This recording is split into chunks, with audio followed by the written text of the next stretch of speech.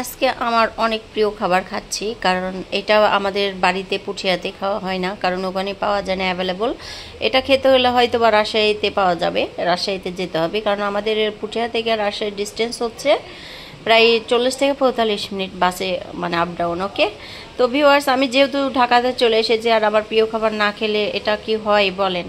এই জন্য আমার প্রিয় খাবারগুলো আমি খাওয়া শুরু করেছিলাম। আর আর এগুলো খুবই কারখানার থেকে কিনে নিয়ে এসেছি বাসার জন্য, কারণ কারখানার থেকে এত এত সুন্দর ভালো ভালো মানে তরতাজা জিনিসগুলো দেখলেই মন ভরে যায়।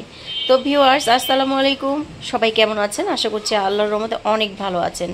তো ওয়েলকাম মেরা পেজ।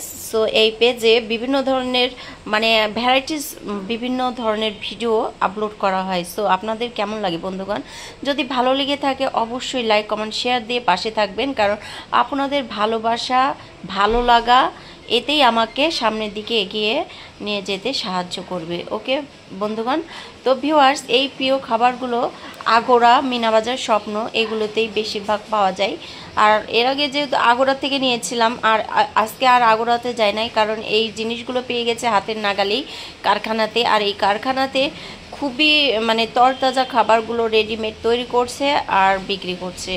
সবাই পাইকারি এসে এসে নিয়ে যাচ্ছে, আমিও পাইকারিভাবে অনেক নিয়েছি, নিয়ে বাসাতে নিয়ে যাব, কারণ বাসাতে নিয়ে নিয়ে আমাদের বেবিদেরকে খাওয়াবে, ইভেন আমরা সবাই খাবো এই অবস্থা। তো এই খাবারগুলো আপনাদের কেমন লাগে বন্ধুগণ?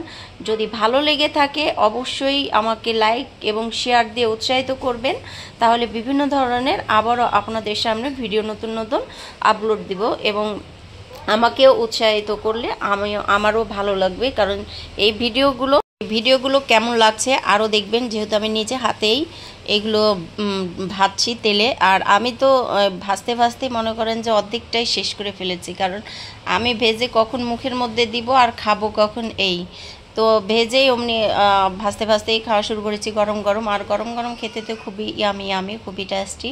আর এই খাবারগুলো নিয়ে সব বেবিদেরকে লোভ লাগাচ্ছি যে তাদেরকে দিতে লেগেও দিই না, পরে আমি খেয়ে ফেলেছি বন্ধুগণ। তো আসলে এটা ঠিক না, তারপরেও এটা একটু ফান করলাম তাদের সাথে, এটাই তাদেরকে হাসালো। তাদের যাদের রোগ থাকে, এটা মনে রাখবেন যে যাদের বেশি অসুখ বিসুখ থাকে তাদেরকে হাসির মধ্যে রাখলে কিন্তু তাদের রোগ এমনি ভালো হয়ে যায়। এটা আপনারা বাসাতে পরীক্ষা করবেন, দেখবেন ভালো লাগবে। কারণ যারা অসুস্থ মানুষ বাসায় বসে থাকলে কিন্তু তাদের রোগ আরও চেপে ধরে, একটু ফ্রি হবে হাঁটা চলাফেরা, এবং যাদের জ্বর বেশি গোসল টোসল করে একদম ফ্রেশ হয়ে একটু হাঁটা চলাফেরা করবে, তাদের দেখবেন যে শরীর ফ্রি হয়ে গেছে। অসুখ হলেও এটা ভালো হয়ে যায়। এটা হচ্ছে প্রাথমিক চিকিৎসা, আপনারা একবার ট্রাই করলে বুঝতে পারবেন।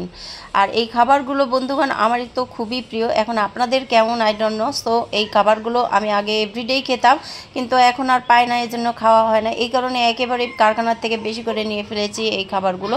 তো আপনাদের ভালো লাগলে অবশ্যই লাইক কমেন্ট শেয়ার দিয়ে পাশে থাকবেন, আর সবাই ভালো থাকবেন। টেক কেয়ার, আল্লাহ হাফেজ, আসসালামু আলাইকুম।